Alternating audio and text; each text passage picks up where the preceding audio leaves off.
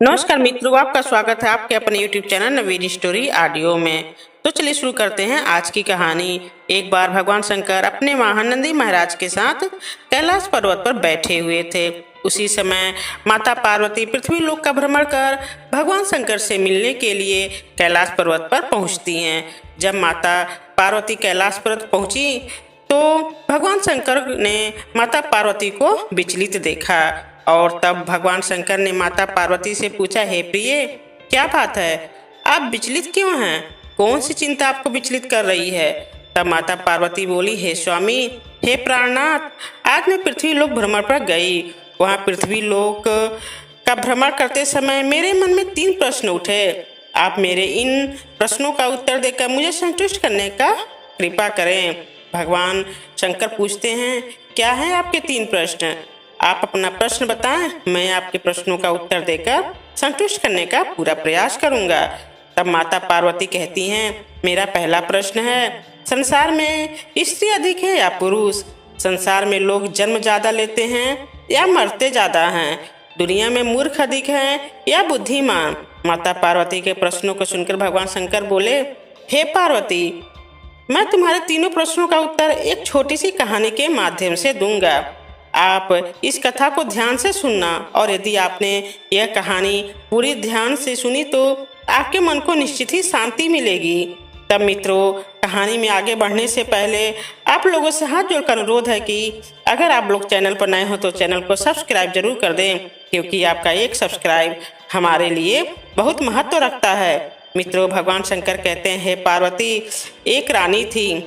वो राजा वो बहुत ही प्रिय थी। वह बहुत ज्यादा सुंदर थी, लेकिन बहुत ज्यादा क्रोधी स्वभाव की थी। मित्रों, एक दिन रानी राजमहल की छत के ऊपर बैठ करके अपने बालों को सुखा रही थी और उसके पास सोने की शीशी में चंदन के तेल लिए हुए और चांदी की कंघी लिए हुए कुछ दासियां खड़ी थीं। इतने में क्या होता है कि एक पक्षियों का झुंड उस राजमहल के ऊपर से उड़ता हुआ निकलता है। अचानक किसी पक्षी की बीट उस रानी के सुनहरे बालों पर गिर जाती है। मित्रों, भगवान शंकर कहते हैं, हे देवी पार्वती, जिस समय रानी के सुनहरे बालों पर किसी पक्षी की बीट गिर जाती है तो रानी क्रोध में आ जाती है और पक्षियों की तरफ क्रोध से देखती है, लेकिन रानी ये नहीं देख पाती है कि इस पक्षी ने बीट की है, क्योंकि बहुत सारे पक्षी राजमहल के ऊपर से उड़कर जा रहे थे। उस रानी की निगाह उस पक्षी के ऊपर नहीं पड़ी जिसने बीट की थी,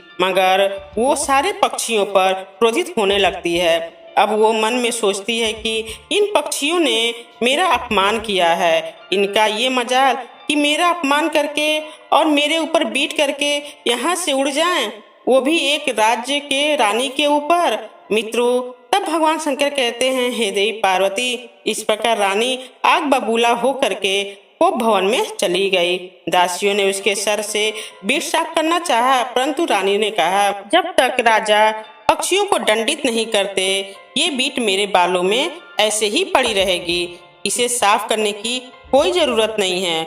और उसने गुस्से में आकर के अपने बालों को और ज्यादा बिखेर लिया और अन्य जल का त्याग कर दिया। मित्रों, शाम को जब राजा राजमहल में वापस आए तो क्या देखते हैं कि रानी को भवन में रूठी हुई पड़ी है। उसने अन्न जल त्याग दिया है।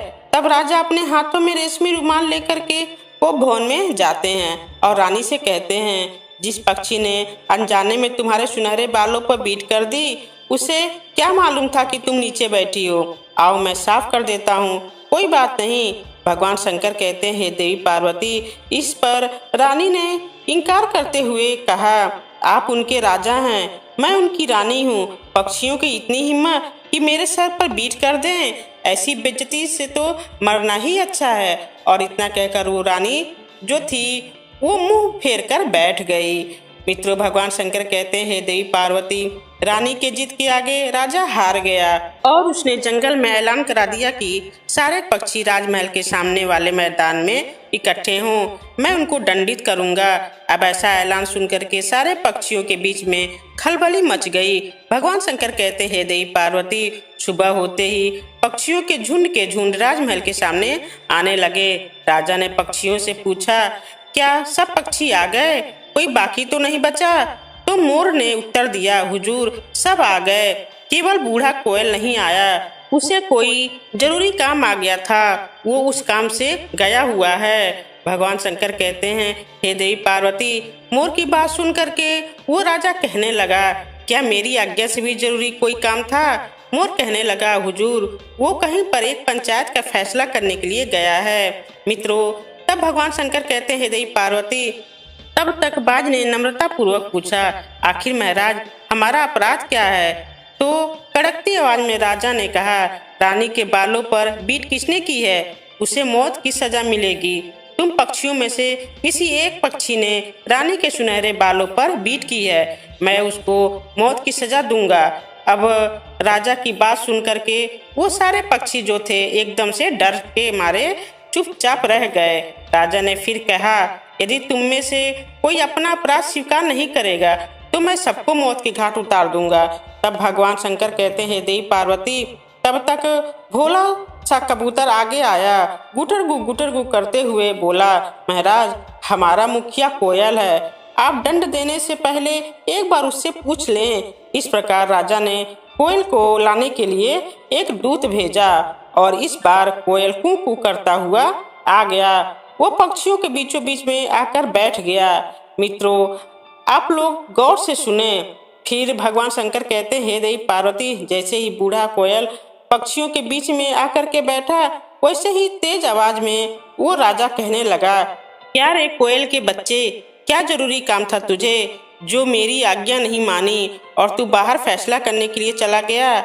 बूढ़ा कोयल कहने लगा, हुजूर मुझे 7 समुंदर पार न्याय करने के लिए बुलाया गया था और कोई आदर से बुलाए तो जाना तो पड़ता है, देरी से आने के लिए मैं क्षमा चाहता हूँ। मित्रों, तब राजा कहने लगा, अच्छा तो तू भी न्याय करने लगा, जरा मैं भी तो सुनूं कि तू क्या न्याय करने गया था और क्या न्याय करके आया है।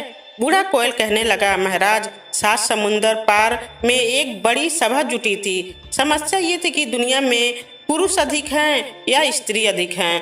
राजा कहने लगा, ये बात तो छोटा बच्चा भी बता सकता है कि यहाँ पर पुरुषों की संख्या ज्यादा है, फिर तुम कौन सा बड़ा काम करके आए हो?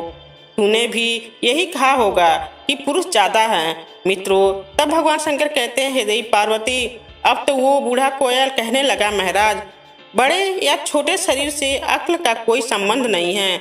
मैंने न्याय किया कि दुनिया में पुरुष कम और स्त्रियां अधिक हैं। अब तो एकदम से राजा कहने लगा, क्या तूने सारे स्त्री और पुरुषों की गिनती की है, जो तू जानता है कि पुरुष की संख्या कम है और स्त्रियों की संख्या ज्यादा है?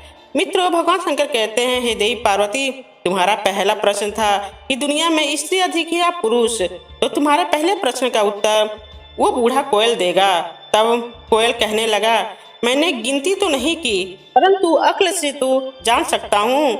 मेरी राय में जो पुरुष अपनी बुद्धि से काम न ले करके स्त्री के मूर्खतापूर्ण बातों को मान लेता है, उसे भी स्त्री के श्रेणी में ही गिना जाता है। इसलिए मैं न्याय करके आया हूँ कि इस संसार में स्त्रियों की संख्या ज्यादा है और पुरुषों की संख्या कम है। अब महाराज, इससे ज्यादा आप जानते हैं तो आप समझो। जो मैं जानता था वो मैंने फैसला किया।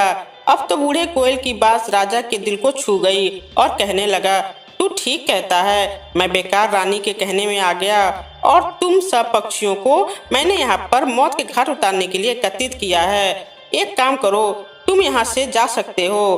कभी भी स्त्री की मूर्खतापूर्ण बातों में नहीं आना चाहिए। भगवान शंकर कहते हैं, हे देवी पार्वती, राजा का इतना कहना था कि सभी पक्षी चहचहाते हुए उड़ गए। इधर पक्षी उड़े, उधर रानी फिर को भवन में जाकर के बैठ गई। तो राजा फिर मनाने गए तो रानी कहने लगी, मैं रानी बेकार की बनी, मैं तो पक्षियों से भी गई बीती हूँ। तुम्हारे नजर में मेरा कोई मान सम्मान नहीं है। यदि तुम्हारे नजर में मेरा कोई मान सम्मान होता तो आप पक्षियों के कहने में आकर एक रानी की आज्ञा वापस न लेते और उस पक्षी को दंड अवश्य देते जिसने मेरे सुनहरे बालों पर बीट की थी। अब भगवान शंकर कहते हैं, हे देवी पार्वती, इस प्रकार से रानी की बात सुन करके राजा का हृदय पसीजा। उसने दूसरे दिन पक्षियों को फिर इकट्ठा होने का आदेश दिया और इस प्रकार सारे पक्षी राजा का आदेश पाकर के एकत्रित हो गए। परंतु जो बूढ़ा कोयल था वो आज भी नहीं आया।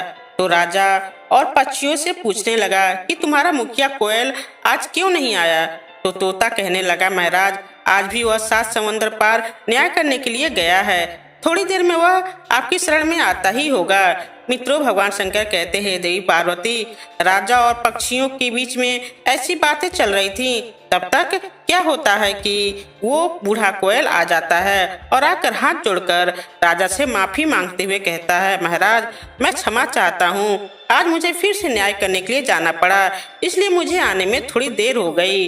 अब तो राजा उत्सुकता पूर्वक कहने लगा, आज क्या समस्या थी, आज तू क्या न्याय करने के लिए गया था। तो बूढ़ा कोयल कहने लगा, महाराज आज बड़ी गंभीर समस्या थी। बहस ये हो रही थी कि दुनिया में लोग जन्म अधिक लेते हैं या मरते अधिक हैं। इसी बात पर हफ्तों से बहस छिड़ी हुई थी, कोई फैसला नहीं कर पा रहा था, तो मुझे बुलाया गया। मित्रों, भगवान शंकर कहते हैं, हे देवी पार्वती, इस बार राजा के साथ उस सभा में रानी भी बैठी हुई थी और हाथ मटका करके वह रानी कहने लगी, क्यों रे बूढ़ा कोयल, ये बात तो कोई ही बता सकता है कि इस दुनिया में लोग जन्म अधिक लेते हैं। यदि लोग मरते अधिक तो इस दुनिया में आज लोग की संख्या बिल्कुल शून्य हो जाती, लोग पूरी तरह समाप्त हो जाते, ये पृथ्वी स्त्री पुरुषों से विहीन हो जाती। इसलिए यहाँ पर जन्म लेने वालों की संख्या अधिक होता है और मरने वालों की संख्या कम होती है। तो तभी राजा बोले, अच्छा बूढ़ा कोयल, तू ये बता, तूने क्या न्याय किया। तो कोयल कहने लगा, मैंने न्याय किया कि लोग मरते अधिक हैं और जन्म कम लेते हैं। तो राजा कहने लगा, मुझे प्रमाणित करके दिखा कि मरने वालों की संख्या ज्यादा है और जन्म लेने वालों की संख्या कम है। भगवान शंकर कहते हैं, हे देवी पार्वती, तुम्हारा दूसरा प्रश्न था कि दुनिया में लोग जन्म ज्यादा लेते हैं या मरते ज्यादा हैं, तो ध्यान से सुनना। मित्रों, तब बूढ़ा कोयल कहने लगा, असल में महाराज बात यह है कि जो वचन दे करके अपनी बात न रख सके और बिना वजह अपना निर्णय बदल दे, ऐसा प्राणी भी मरे के समान होता है। इसलिए मैंने कहा था कि इस दुनिया में लोग जन्म कम लेते हैं और मरते ज्यादा हैं। भगवान शंकर कहते हैं, हे देवी पार्वती, इस प्रकार से बूढ़े कोयल की बात सुन करके वो राजा रानी से कहने लगा, देखो रानी, तुम चाहे जो भी कहो, लेकिन मैं इन पक्षियों को अब दंड बिल्कुल नहीं दूंगा। और राजा की ऐसी बात सुन करके एकदम से रानी का चेहरा लटक गया। राजा ने पक्षियों से कहा, मैंने नाहक और निर्दोष पक्षियों को दंड देना चाहा, अब मेरी आंखें खुल गईं, तुम जाओ, सब उड़ जाओ। और एकदम से सारे पक्षी वहां से उड़ गए।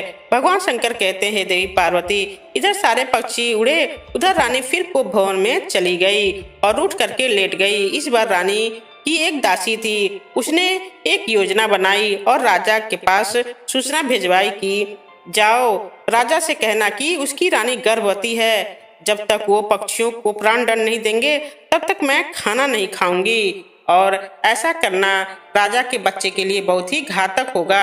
इसलिए राजा से कहना वो रानी और अपने बच्चे की प्राणों की रक्षा करे। मित्र, भगवान शंकर कहते हैं, देवी पार्वती, अब तो दासी जैसे ही राजा के पास गई और उसने राजा से कहा, महाराज रानी गर्भवती हैं। रानी ने कहा है कि जब तक वो पक्षी को दंडित नहीं करेंगे तब तक मैं खाना नहीं खाऊंगी, और यदि रानी ने खाना नहीं खाया तो पेट में पलने वाले बच्चे के स्वास्थ्य के लिए भी ये घातक सिद्ध होगा।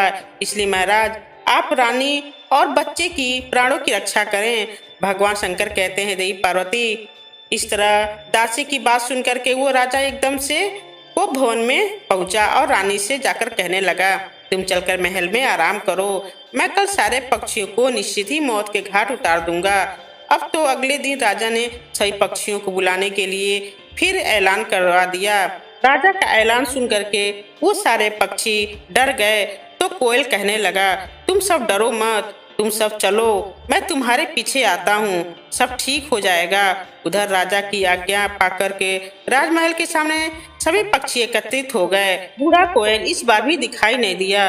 तो राजा पक्षियों से कहने लगा, अब तुम्हारा मुखिया कोयल कहाँ गया है, आज क्या फिर फैसला करने के लिए गया है। तब तोता कहने लगा, हाँ महाराज, 7 समंदर पार आज फिर फैसला करने के लिए गए हैं, वो कुछ ही समय में आते ही होंगे। भगवान शंकर कहते हैं, देवी पार्वती, इतनी बात राजा और पक्षियों के बीच में हो ही रही थी कि तब तक तक एकदम से वो बूढ़ा कोयल आ गया और हाथ जोड़कर माफी मांगने लगा। महाराज, आज फिर मुझे एक फैसला करने जाना पड़ा, इसलिए मुझे आने में थोड़ी देर हो गई। आप मुझे क्षमा कर दें। राजा कहने लगा, बूढ़े कोयल, ये बता, आज क्या उलझन थी? आज भी कोई बड़ी समस्या थी? जरा हम भी तो सुने, आज क्या फैसला करके आया है? आज की समस्या क्या थी? तब भगवान शंकर कहते हैं, देवी पार्वती, तुम्हारा तीसरा प्रश्न था कि दुनिया में मूर्ख अधिक है या बुद्धिमान, तो अपने प्रश्न का उत्तर सुनो। वो कोयल कहने लगा, दुनिया मूर्खों से भरी पड़ी है, बुद्धिमानों की संख्या तो बहुत कम है। बुद्धिमानों की संख्या तो ज्यादा हो ही नहीं सकती। राजा कहने लगा, तुम गलत कहते हो। देख, मेरे दरबार में कितने लोग हैं, सभी एक से बढ़कर एक बुद्धिमान हैं, मूर्ख एक भी नहीं है। यही हालात दुनिया में है, 100 में से 1-2 मूर्ख हो सकते हैं। तब बूढ़ा कोयल कहने लगा, नहीं महाराज, मेरी गलती को क्षमा करना, आपकी बात से मैं सहमत नहीं हूँ। अच्छा, एक बात बताओ, तुम मुझे प्रमाणित करो कि दुनिया में मूर्ख ज्यादा हैं और बुद्धिमान कम हैं। तब कोयल कहने लगा, जो मनुष्य अपनी सद्बुद्धि से काम न ले करके दूसरों की कुबुद्धि से काम लेता है, वो भी मूर्ख कहलाता है। क्योंकि आप एक रानी और एक बेटे के लिए इतने सारे पक्षियों को प्राण दंड दे रहे हो। ये दरबारी आपकी हाँ में हाँ मिला रहे हैं। इस पर भी दासी ने आपसे झूठ बोला है कि रानी गर्भवती है, जबकि रानी गर्भवती नहीं है। फिर भी आप उसकी बात मान गए। अब आप ही बताएं, क्या यह अक्ल का काम है? मित्र, भगवान शंकर कहते हैं, देवी पार्वती, इस प्रकार से बूढ़े कोयल की बात सुन करके वो राजा कहने लगा, तुम कैसे कह सकते हो कि दासी ने मुझसे झूठ बोला है? फिर राजा ने पता करवाया तो उस रानी का भांडा फूट गया और राजा की गर्दन शर्म के मारे नीचे झुक गई और एकदम से राजा क्रोधित होकर के रानी के सामने कहने लगा, बूढ़े कोयल, तुमने मेरी आंखें खोल दी। आज से तुम आजाद हो। अब से कोई भी पक्षी किसी राजा के अधीन नहीं रहेगा। तुम जहाँ चाहो वहाँ जा सकते हो।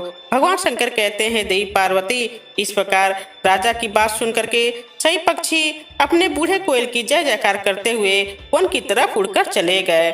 मित्रों, इस कहानी से हमें यह शिक्षा मिलती है कि इस दुनिया में बुद्धिमान उसी को कहा जाता है जो अपनी बुद्धि का सदुपयोग करते हुए सही निर्णय लेता है, और जो मनुष्य का जन्म लिए हुए बुद्धि रखता हो लेकिन वह निर्णय सही नहीं करता हो, समझ लो वो मूर्ख की ही श्रेणी में आता है। जीवन जीने के लिए सही निर्णय लें। जो सही निर्णय लेते हैं, जो बुद्धि का सदुपयोग करते हैं, भगवान भोलेनाथ की कृपा सदा उस व्यक्ति पर बनी रहती है। मित्रों, कहानी कैसी लगी हमें कमेंट करके जरूर बताएं और वीडियो को लाइक शेयर कर दें। और मित्रों, चैनल पर और चैनल को सब्सक्राइब जरूर कर दें। तो मित्रों, मिलते हैं अगले वीडियो में एक नई कहानी के साथ। ओम नमः शिवाय मित्रों।